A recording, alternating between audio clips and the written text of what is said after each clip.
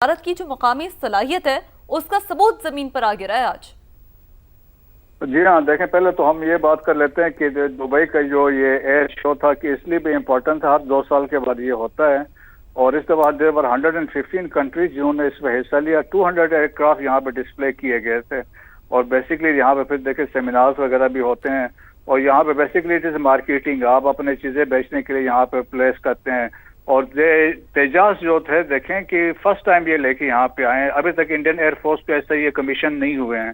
और आपने सुना होगा कि पिछले कई महीनों से एयर चीफ जो इनके थे वो क्रीबिंग कर रहे थे कि तेजास मुझे अभी तक डिलीवर नहीं हुए हैं। उनके चीफ ऑफ डिफेंस स्टाफ भी यही कह रहे थे कि चीजें हमें मिल टाइम पे नहीं रही हैं।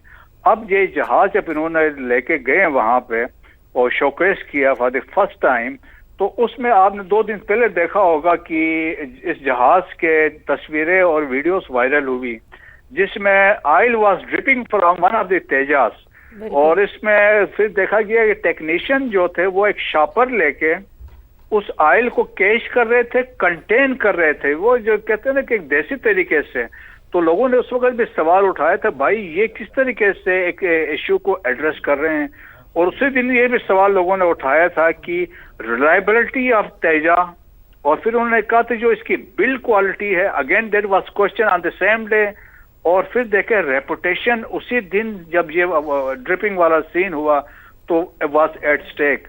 लेकिन जो आज जो वाकया हुआ है उसके बाद से जो रही सही कसर हम कह सकते हैं ना कि it was the final nail in the coffin of so called the net security provider India है, जो अपने आपको कहता था मैं इंडियन ओशन रीजन में हूं। तो उससे ये रही सही कसर इनकी वहां पे पूरी हो गई है